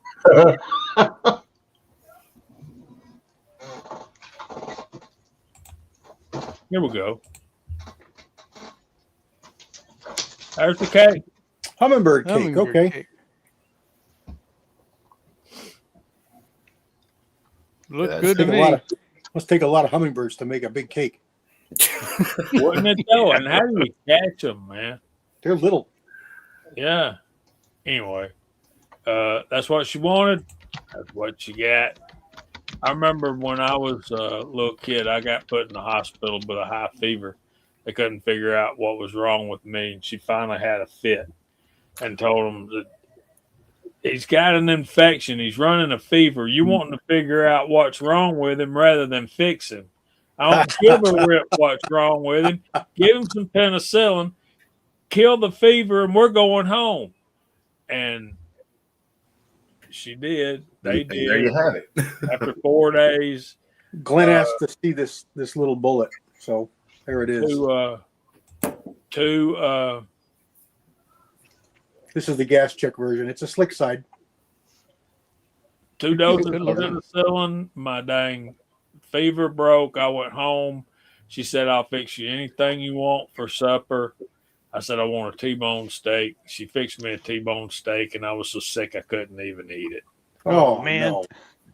Oh, geez. This is the plain base version. It happens to be a bevel base. This is a plain base version.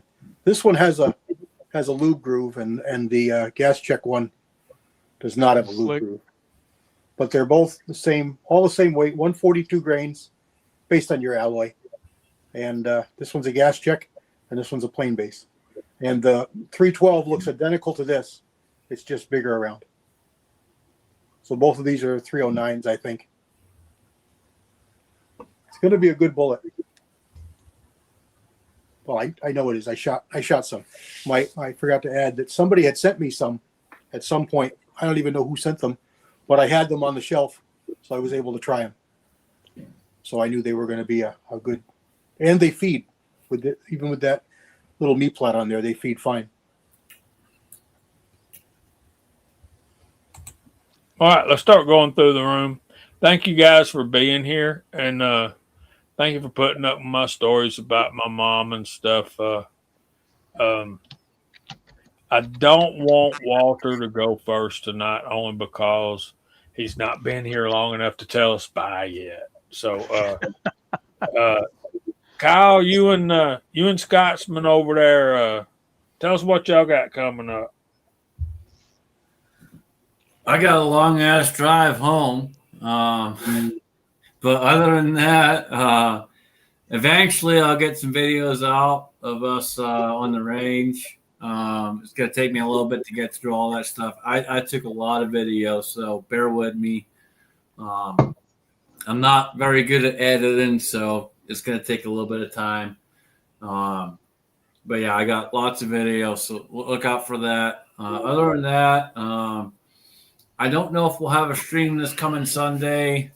Really depends when I get home tomorrow as to whether or not we'll do one Sunday, how tired I am and all that good stuff. But really appreciate everyone that came out, shot with us, had fun. Always a good time. Good seeing everybody. Appreciate Kyle, his lovely wife, having me here and hanging out and giving me a place to stay. Yeah, good times. Yep, had a great time hanging out with everybody, and just the fellowship was amazing. It's all about. Do what? That's what it's all about. Oh yeah, I've got something that I've got to handle, and the sooner it's over with, the sooner it'll be behind me. We won't get into that, but I got to do something I'm not looking forward to. That's all I got. Well, let me know if I can help you anyways, man. Mama, Dad, what you got coming up? Well, after the outing, I found out that my reloads were actually more accurate than my expensive factory loads. So I'm going to be doing a whole bunch of loading. Boy, That's I a love good feeling. that. Well, thanks for being here tonight with us, man. That's my pleasure. Thanks for having me. Okay, now we'll let Walter go. Well, first of all, thanks for letting me in late, and good to see everybody over there in the side chat. That's the reason we're all here for sure. And I consider all you folks my friends. So Bless you. always good to see you. Yeah, absolutely. So I got kind of my standard 6 videos coming up next week, 3 on Rumble and 3 on YouTube. Some are different versions of the same thing, but got another great Wad Cutter Wednesday coming up on Wednesday with that 6-shooter Texan mold. So far, they've really been great. And of course, a Moldy Monday and a Free the Few Friday and Saturday shots. So all that stuff's coming up. Other than that, status quo here at Casa de Viejo. Very cool, very cool. I wish I could have seen a splashdown. Mr. CW, what you got coming up, my brother? I have a 3 video week next week. I got another 300 hammer video. I've got fixing up one of these Bear Creek Arsenal bolt action uppers. And I've got a video on annealing. I picked up an annealer. So we got that coming up next week. Good stuff. Thank everybody on the panel. Thanks everybody in the side chat. Let us know. We always ask you for help with us when we get a topic here, but we could also use help with topics. So if there's something you want us to talk about, or you have an idea that might be a good topic for us, let Jamie or I know, and we'll do what we can to make that happen. So I just want to thank everybody. Good times. Hope you have a great weekend. We got some good weather coming, so I'm looking forward to that. Jamie, what about you? I'm going to go watch Ozzy's short about 3 Stingray leather holsters. That's going to be good. Y'all get over there and check Ozzy's out. I'll try to be doing some videos. I got a lot of ideas, just not enough time in a day. Other than that, the Lord bless you and keep you. The Lord make his face shine upon you and be gracious to you. The Lord lift up his countenance upon you and give you peace. And if he's willing, we'll see y'all next Friday night at 8 o'clock Eastern. And Say we love goodnight, y'all, and there's nothing you can do about it. Absolutely. Say goodnight, y'all. God Good bless everyone. Good night,